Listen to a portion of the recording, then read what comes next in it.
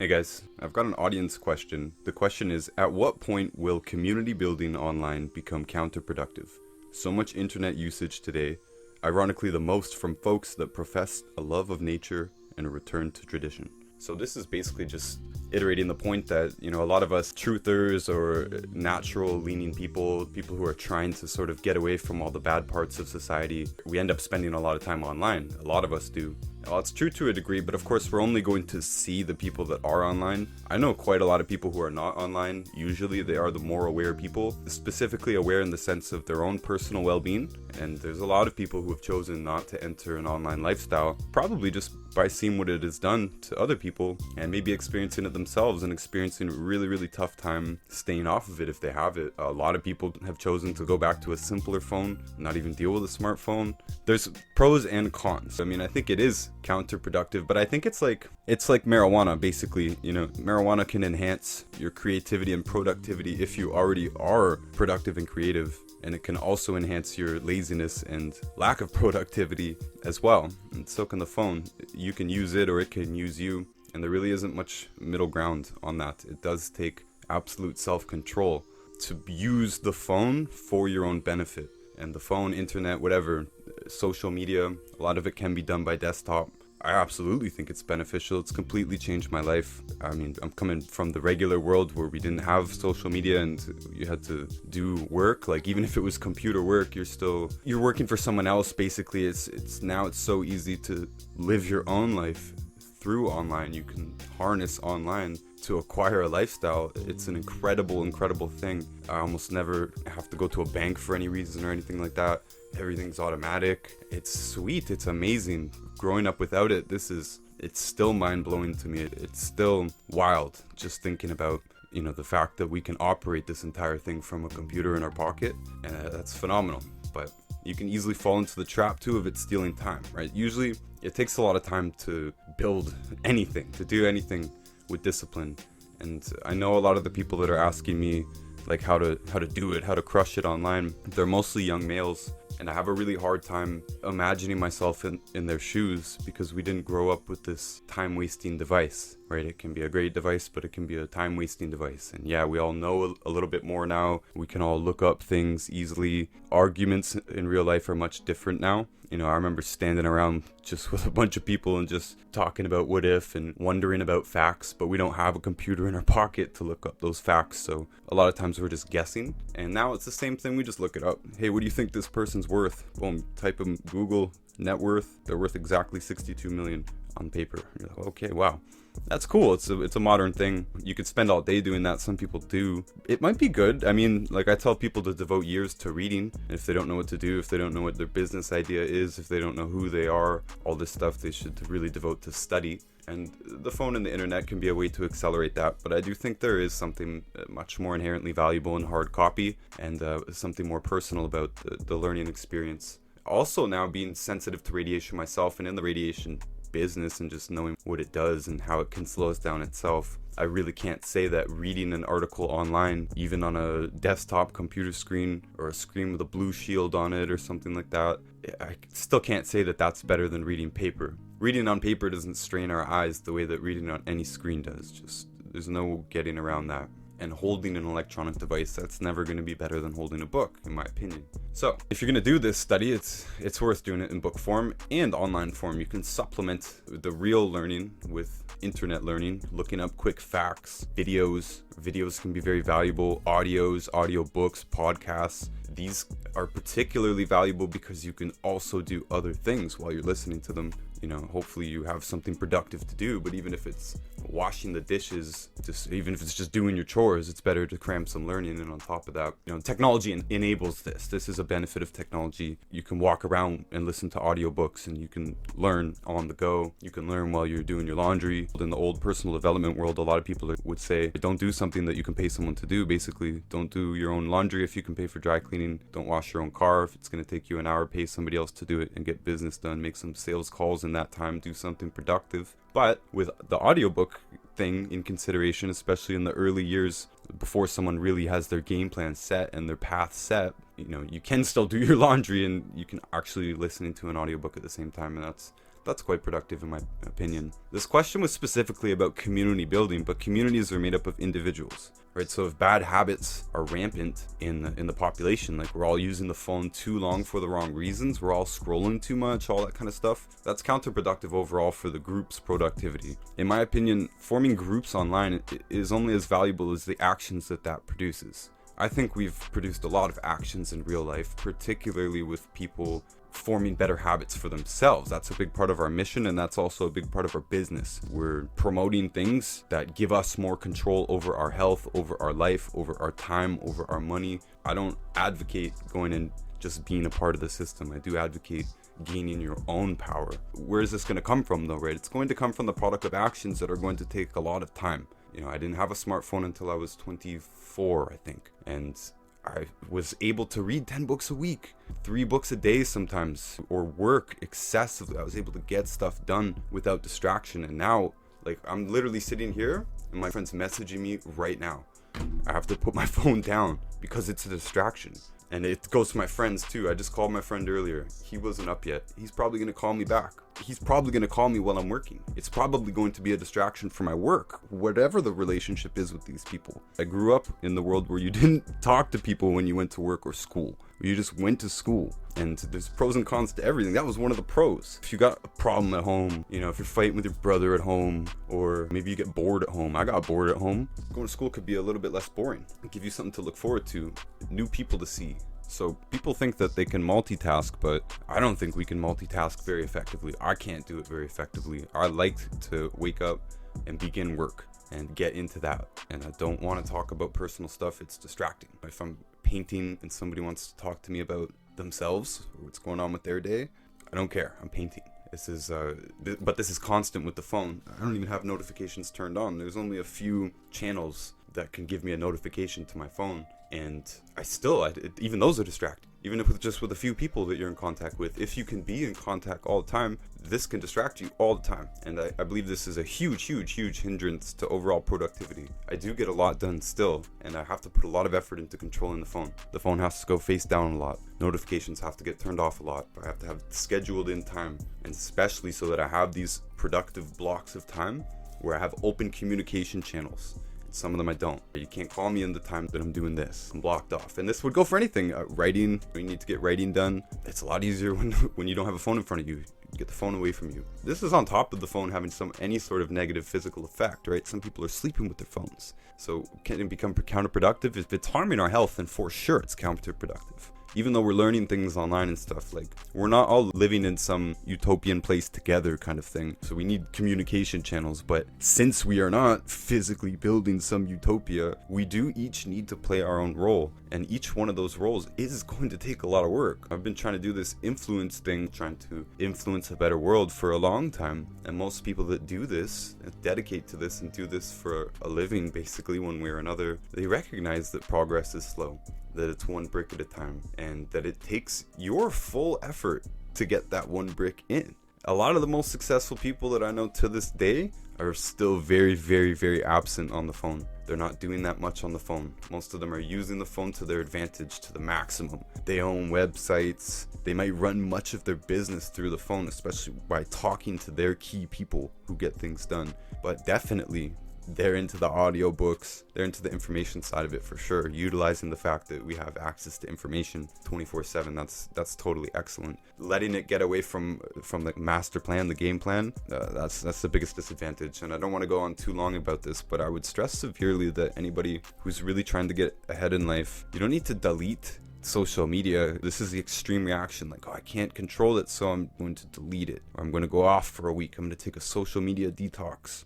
Well, I've thought about doing this myself because I do appreciate some good time without it, but I don't think my business can handle it. It means I need to go on the phone every single day, more or less. And I'd rather just control it, quite honestly. I'd rather just have it so that this is the time that I'm online. This is the time that I'm responding to people. I'll put my heart into responding to everybody, but then I will move on for the rest of my day. And I'll do the other things. The things that need to be produced, orders that need to be handled, personal stuff that needs to be handled. All of that's going to be handled in a window where I am not able to be contacted by customers, etc. All you need to do is put your foot down on this, by the way. If people know how you are, they're not going to bug you about it. People know they can call me at 5 in the morning. I'm probably going to be up. It's probably actually a really good time to talk to me if you have something really, really important. And they also know it's best done by text. And they should also know not to ask me about business at night. Maybe you're better on the phone. Maybe you drive a lot. My buddy that I called earlier, I know he likes calling on the phone. It's more convenient for him. He's better on the phone than he is on text. I'm not. Just because I have to balance so many things, so many different conversations at once. I said we can't multitask, it's true. So I do try and handle conversations one by one, but on text they're fast. When I'm talking to my friend, it's not fast. And I can't do anything else actually. I have to put my full focus and attention. You can't have a conversation with your friend and also handle a customer at the same time. Handle an order at the same time. It doesn't work. I'm not going to do that. I'm way more liable to make mistakes, and I'm probably not even paying attention to my friend anyway. Separating these things out is excessively important, and I think a lot of people struggle with that. A lot of the criticism about the new culture, the millennium culture and all that, is like people sitting around the table all having their phones out. That's just a good example of not controlling it. One of the things I've done in my life is not have a phone bill, and this allows me to have peace in the outside world, and I can still take a video or a photo and add them to my social media accounts. I still am very active on social media. We run our businesses through the phone. I just don't need to pay that phone bill. I don't need data. I don't need to be called when I'm outside. Can be a little bit annoying for some people, but I've done it for years. I find it very, very beneficial for my overall peace of mind, and it doesn't affect the business. But again, I know it's just devastatingly easy to get sucked into it and to spend all day scrolling and just doing useless stuff, even being in useless conversations. Like a lot of our business, it revolves around conversations. We have to respond to people. We have to be accountable. We have to also walk people through a sales process. That's what we do. But we're not caught in useless conversations. The phone stuff, I still have to spend a few hours a day on the phone at least, but it's super productive time. This is money producing time. This is valuable time. We're doing stuff on there that is mattering, meaning we're responding to people. We have people to respond to only because the rest of that time was spent on productive matters. We were either doing something, filming something, talking about it in terms of planning things, lots of these brainstorming sessions, lots of going over the numbers, seeing what needs to be cut, seeing what needs to be promoted more, supported more. There's a lot of work that goes into the stuff that gives you the right to go on and spend a lot of time on social media. And in my opinion, the only things that somebody who's serious should be doing on social media is posting and responding. And if they have no one to respond to, you can do the Gary Vaynerchuk crushing it method. You can send lots of messages to people, and we've never needed to do that really. If you put good content out there that people feel, that people like, or that interests people, you will get messages pretty much no matter what. The real situation is that we have a lot of people that are connected online. I know a lot of people through the online world, and they look like good people, but when I look at the overall productive output of the group, it's nowhere near as impressive as I would expect, because these people are smart, these people are capable. There's lots of woke people online, there's lots of semi-woke people online, there's lots of people with great intentions online, but the work that's actually being done out there is being done by a few very dedicated people. It's an elite club, the doers, and people can join that club. I don't think you can join the club if you're letting the phone use you. The amount of people that are not in the doer club that are also in these so-called online communities, well, I think that's what's holding back the overall group. So I think if we all took this a lot more seriously, meaning took our own personal development more seriously, took our own action plan more seriously, took the don't scroll concept more seriously, I think we would get so much more done. There's a few accounts. I watch their stuff, by the way. I watch their stories. I like them, I enjoy them, especially at the end of a long day when my brain can't do anything else. But that feeling of having exhausted yourself in your work, that's one of the best feelings in the world. When you feel that you deserve the relaxing time, that you deserve the TV time or whatever it is. Right? Some people will just justify a 9 to 5. They'll come home and say, I've earned this right to now sit around and do nothing and drink beer with my buddies. 9 to 5 is nothing. 5 to 9 is more like it. And at that time, now you can kick back and you can watch your show or your movie, spend the time with the kids and all that. And if everything's all good, then this doesn't matter. But most of the people that are asking this is not all good in their personal lives. And the person that was asking about these online communities, this is because we're trying to promote things that are actually going to change the world. They have the potential to change the world. We're talking about major institutional changes and major habitual changes. But really, the fact is that if everybody ate like us, consciously, vegan or not vegan, it doesn't matter. If they ate consciously, the world would change. If everybody supplemented, the healthcare industry would go out of business. All the other topics that you could name, hidden history some of us are interested in.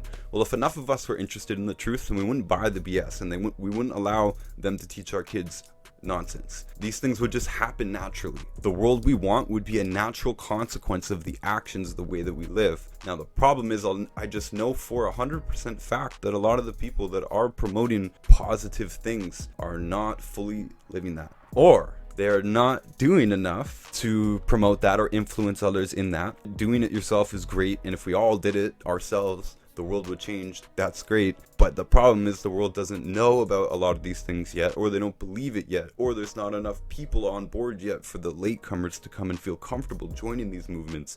And it takes a lot of discipline to live this lifestyle and be positive, and it takes even more effort to influence others to do that, and to keep your chin up the whole time and not lose face and become a leader and all this stuff. Like, it's not going to happen overnight, and phones will be counterproductive until the point that they are productive, visibly productive. And I know that it took me 10 years at least to gain control over my time without a boss. But without controlling your own time, without a job for 10 years, it's so easy to just get sucked into a black hole. And so the most productive times that I've ever been, I took things away on purpose, took comforts away on purpose. I'd say no TV, no phone time, whatever it is. For years I didn't have a phone anyways, so that's how you can get 3 books read in one day. That's how you can get many sales calls done. That's how you can knock on many doors. That's how you can put real effort into creating some sort of content that is going to create some sort of funnel for you.